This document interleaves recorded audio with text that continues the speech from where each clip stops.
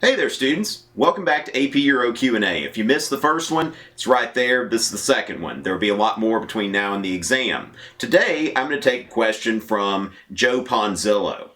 Joe Ponzillo writes, "Hey Mr. Richey." Hey Joe. "Just wanted to say thanks for the awesome videos. They're really great at supplementing my class." You're welcome. "I remember that Alfred Thayer Mahan wrote a book on how navies played an important role in being a world power. I was wondering for AP Euro if you could explain some instances where having a strong navy changed history. Thanks for everything again." You're welcome again. Kind regards, Joe. Alright, so Joe asked a really good question here. Now, I've talked about Mahan in U.S. history, but never really considered that in European history. Of course, Mahan is writing his book on sea power at the turn of the 20th century based on examples from history. And I can think of 6 examples from European history where having a strong navy made a decisive impact. The first of these is the Spanish Armada.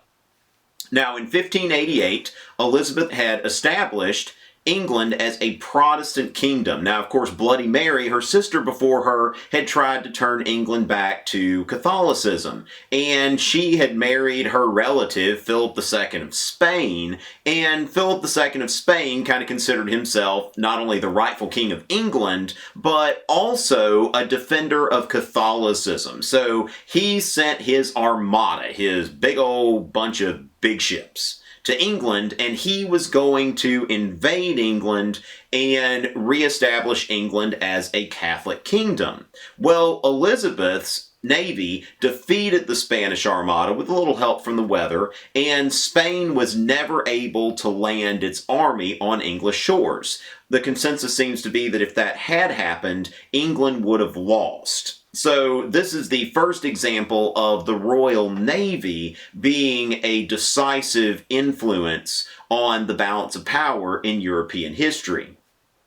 Next, let's look at Peter the Great. Now, Peter the Great was the Tsar of Russia, and when he took over, Russia only had a port at Archangel, which is way up in the Arctic area, and it freezes 6 months out of the year, which is okay for what they use it for today, submarines and stuff like that. But Peter, as part of his westernization policy, wanted a warm water port. Alright, so Peter decides that he is going to go to the Sea of Azov and he is going to capture a warm water port to bring him into the modern world, okay? Peter the Great is considered the father of the Russian Navy.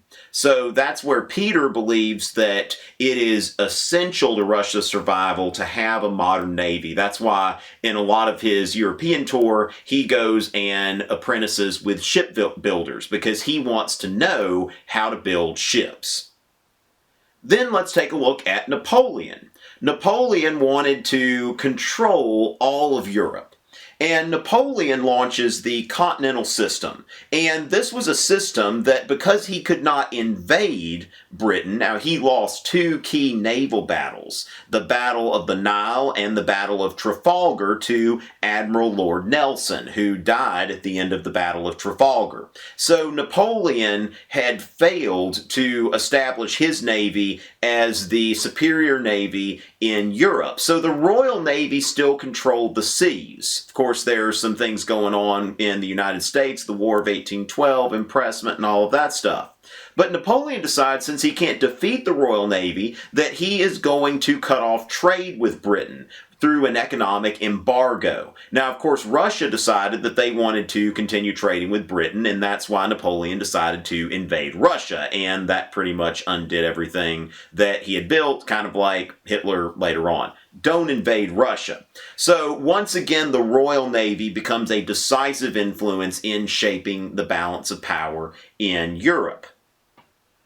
I've already talked about Peter the Great as the founder of the Russian Navy. Now, if we fast forward a little bit, we see the Russo-Japanese War, which was the first example of a non-Western country defeating a Western country in a war. Now, how did Japan beat Russia? Well, they built a modern navy. They learned a lesson from China, who had been pretty much walked all over by the West because they refused to adopt Western technologies, and they decided, we're not going to westernize, okay? We're going to build a modern navy, and that is why Japan defeated Russia in this war, because they established naval superiority and defeated Russia in several battles, most of them at sea.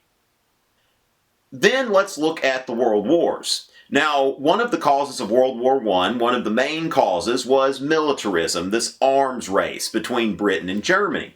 And what started this was the HMS Dreadnought. The HMS Dreadnought was so superior to any ship that had ever been put in the water that it kind of started everything from scratch. So the Germans are thinking, hey, we couldn't really compete with Britain's Navy before now, but now that all the other ships are obsolete, we can start to compete now. So the HMS Dreadnought starts this arms race between Britain and Germany, which is often cited as one of the main causes of World War I. Now finally, let's go to World War II. Hitler was wanting to invade Britain. Problem, okay, English Channel. Royal Navy. So Hitler decided that he was going to try to take out the Royal Air Force so that he could secure a land invasion, but even if he'd won the Battle of Britain, the Royal Navy still would have been a barrier to Hitler invading Britain. So Hitler, just like Napoleon, was never able to invade Britain. But when the shoe's on the other foot, Britain and the United States, because of their stronger navies, were able to launch the D-Day invasion of France in 1944. So there are 6 examples where naval power has been critical in European history. Hopefully that helped you review. Now keep in mind, if you've got any more questions, email me, tr@tomrichey.net. Tweet at me, @TomRichey. You can even find me on Instagram, @TomRichey. Anywhere you want to ask me a question, I will get to it, okay? Let's go ahead and get ready for this exam, which is in less than a month. May 14th will be here sooner than you think, so stay tuned. Until next time.